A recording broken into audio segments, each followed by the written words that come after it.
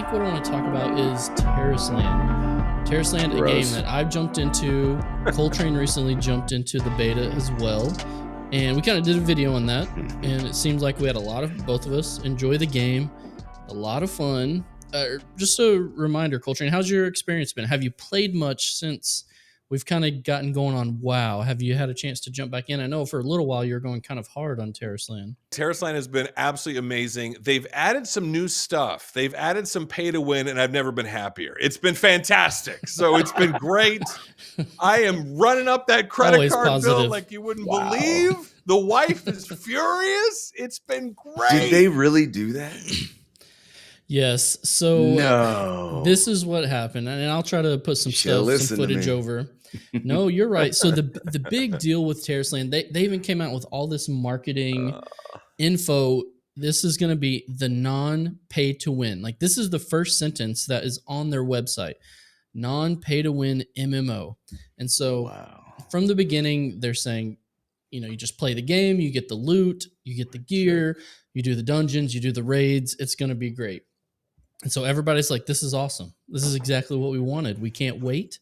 No WoW token, no conversion for currency, for gold. You know what I mean? And not like a lot of the other Korean MMOs out there with, a lot of kind of shady pay to win tactics and pay to win animals that area loot for you and all these other things they sneak in. And so they came out with the second beta, and there was a way to purchase a thing and then trade the thing, and eventually you get gold, right? And then the best gear actually that you can craft, I think, was 10 item levels better than the gear you could get from raid drops. And of course, you can use gold to buy the gear from the auction house. And so it was a big controversy. A lot of the bigger, or some of the creators who have been covering Tarisland for a while, came out with the videos and showed the evidence of, Discord messages and calls they had where the company's saying this is never going to be pay to win. We don't believe in that. Even like I said, the website is littered with this marketing about how we're not pay to win. So anyway, the controversy comes out, and then they come out with a statement basically saying, oh, we're sorry that we're confused with our definition of pay to win and yours. We meant we would never sell the items directly on the cash shop. You know what? That's how this game has always felt. Just, we never truly were WoW, but... So it was an apology, Tarisland. but but not an apology. In a way, it's like, oh, we just have different definitions of pay to win. So that's not even the best part. The best part then is the following days, all of this marketing speech about non-pay to win starts to disappear from their website, and the Discords are scrubbed. And no now, way. Yeah, and like the description in their Twitter bio, it used to say non-pay to win medieval fantasy MMO. They took out the non-pay to win sentence in their they're legit trying to gaslight everyone. What? They removed Tom, it. that just needs to be the headline for this, because my God, that is just like Dramaville waiting to happen. I had like no idea. The TVA purging a variant or something. Insane. And there's tons of pay to win games out there. It's not like people don't play gacha games and pay to win games. I think the whole issue is just they flip the script so hard on we're not going to be this. Exactly. And then now we are. And so I think if this would have been the case from the beginning, people would have just said, you know what? They're going to sell some stuff, but we can still go in and have fun with this game. We don't have to, like other games I've played. Everybody knows I played Arcade. It's got pay to win elements. You can still go play Arcade and enjoy the game. Lost Ark, right?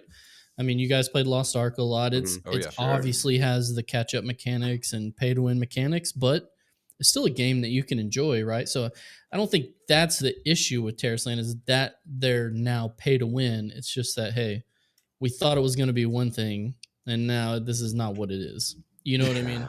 Yeah, and they literally just changed the statement. That's what I found hilarious, is they literally removed that from their settings. And the way it's kind of working is it's similar to like World of Warcraft has a thing where you can pay real money and get a token. Then you can sell the token for gold. And then you can buy gear with said gold. It's very similar. EVE Online's got Plex. You know, it's a very kind of a similar thing that you can use Plex and then sell it for in-game credits. And then you can use those credits to purchase this. So they're doing something very similar. So it's not, you're right, it's not direct, you know, but they were like, oh, it was like a miscommunication and all that. So I'm about 10 to 15,000 in debt so far, and it's fantastic. I've got all the gear. It's brilliant. No, I'm kidding. I'm not. It's more like 20 to 30,000. But it's fine. It's going to be fine. But the difference from WoW, the difference from WoW being WoW, you still get the best gear from the raid. Where in Tarisland, you can craft the best gear and then you can directly buy the best gear day one before you even jump in the raid, kind of a thing, which is seems weird. Like, what is the point? Yeah, exactly. And so Koltrane, is this going to deter you, you think, a little, or are you just kind of, have played other games with similar mechanics? I mean, I personally, I've never had too much of an issue with pay to win, but here's why. Hold on. Here's why. Is because for those that work, like I work insane hours, right? Like, 80, 90-hour weeks. So because of that, I have a little bit more income. So I'm more disposable income, not $10,000 worth of income. But if there's some kind of a catch-up mechanic that will help me along, okay, great. That costs $3. Sure, I'll do that. Versus somebody that doesn't work as much, maybe has more time to game and all that stuff, and they can earn the same thing. Then I think in a weird way, it kind of evens out. Although, I don't know. Does that make me sound like a jerk? Like, is that bad? Like what I'm saying? Like, no, Scotty, what do you think? Does that sound bad, what I'm saying? I just think it's bad for the game, just in general. I mean, I'm not even going to address your point directly here because I think it's just a larger problem. Yeah. I feel like, and this will be part of my rant, but I feel like the MMO has to be engaging on a level that you truly want to put time into it. And all this model is doing with these kind of games are just revving this dopamine hit up to 1,000, because it's like if they don't, their revenue is just going to fall below others because everybody's doing it now because it's the most it's the most profitable thing to do. It's really a numbers game. So it's like they have their product. We know people are going to invest in this just to be the next dopamine hit and get that full completionist till they move on to the next thing.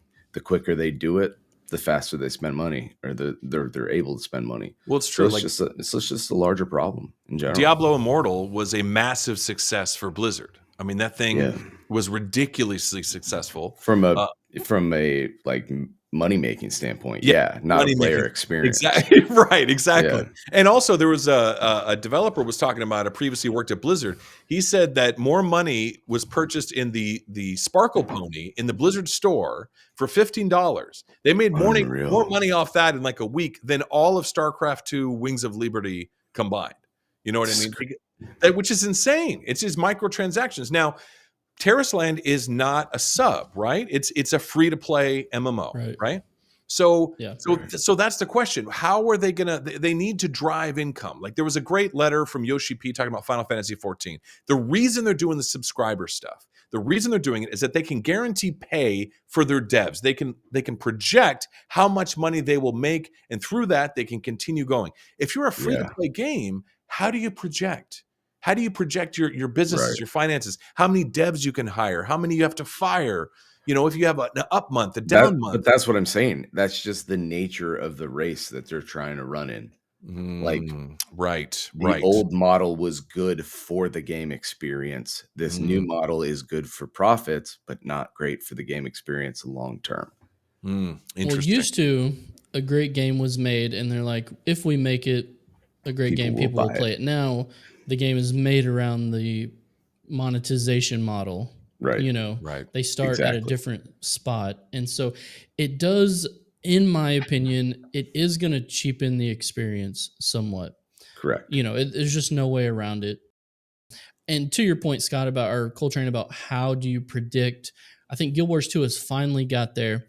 I think there has to be a yearly expansion because expansions bring in money, even Yep. if you're free to play.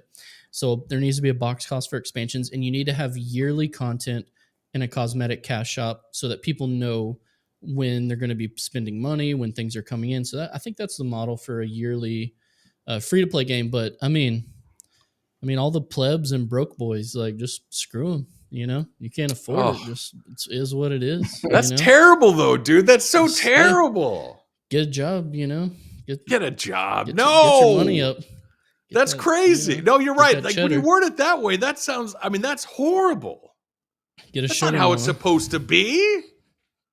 All right, you know what? Take back everything I said. I hate pay to win completely because you're totally right. I'm only thinking it from somebody that's working 90 hours, right? He's getting home at 11 o'clock. I have 1 hour until I got to go to bed because then I got to rinse and repeat the next day. And I'm thinking, well, if it costs me $2 that I can get a little catch up thing that'll help me get something done a little bit quicker because I've only got like 1 hour of gaming that night, then I thought, well, maybe that's a good thing, right? That kind of helps me out. But then again, that's not fair, on the other side. So that's a toughie.